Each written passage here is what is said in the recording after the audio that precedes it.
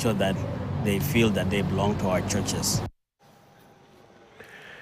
Gavana wa Siaya James Aggrey Orengo anaonekana kuzidi kujitenga kisiasa, huku shinikizo jipya likiongezeka dhidi ya utawala wake kutokana na kuchoka kinachodaiwa kuwa ni ukosoaji wake wa serikali ya Rais William Ruto. Kuanzia malalamiko kuhusu kuondolewa kwa maafisa wa usalama waliokuwa wakimlinda yeye pamoja na makazi yake ya Nairobi Jumanne hadi kuongezeka kwa mivutano ya kisiasa ndani ya kaunti ya Siaya, Orengo sasa anadaiwa kuwa sauti kinzani zinalengwa kwa kukataa kuunga mkono utawala wa Kenya Kwanza. Na hii leo bunge la kaunti ya Siaya limefungua mapambano mapya dhidi ya utawala wa Orengo kupitia hoja inayotaka hatua kuchukuliwa dhidi ya kaimu waziri anayeshughulikia fedha na mipango ya kiuchumi. Bramwell Bwire sasa anaarifu kuhusu mgogoro huu wa kisiasa unaodhihirika kuwa wa viwango vya juu. Kwa mara nyingine tena, gavana wa Siaya James Orengo amejikuta katikati ya dhoruba kali ya kisiasa. Orengo ambaye ameendelea kuwa mkosoaji wa wazi wa utawala wa Rais William Ruto sasa anakabiliwa na shinikizo jipya, mara hii likitoka moja kwa moja ndani ya bunge lake mwenyewe la kaunti. Kitovu cha mvutano wa hivi sasa ni hoja iliyowasilishwa katika bunge la kaunti ya Siaya ikiwa na maneno makali dhidi ya aliyekuwa kaimu waziri wa fedha George Nying'iro.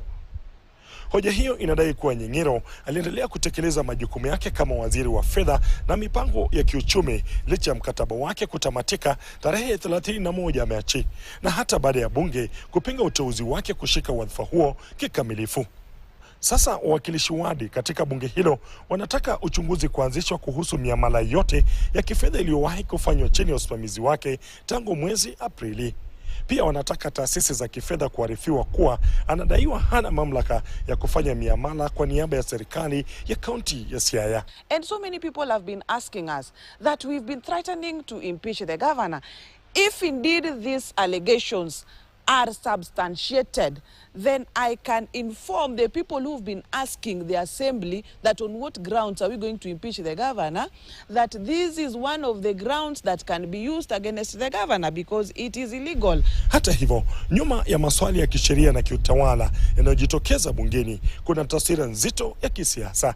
Gavana James Orengo katika miezi ya hivi karibuni amekuwa akishtumu serikali kwa kumkwamisha kutokana na ukosoaji wake dhidi ya Rais William Ruto pamoja na usuhuba wake wa kisiasa na baadhi ya viongozi wa ODM. Katika hafla kadhaa, Orengo amesikika akidai kuwa ulinzi wake umekuwa ukivurugwa mara kwa mara, huku tukio la hivi karibuni likiwa kuondolewa ghafla kwa ulinzi wake katika makazi yake ya Nairobi Jumanne. Kwa gavana James Orengo, mvutano huu unaojitokeza unaongeza shinikizo la kisiasa analozidi kukabiliana nalo, huku akijaribu kusawazisha kati ya kutetea siasa za upinzani na kukabiliana na changamoto za utawala nyumbani kwake Siaya. Bramwell Bwire, KTN, Siaya. Kutoka kaunti ya Siaya na taarifa yake Bramwell Bwire, mimi nataka nipate pumziko fupi. Nikirudi nitakuja kuangazia taarifa nyinginezo ambazo zimejiri. Vile vile tutaingia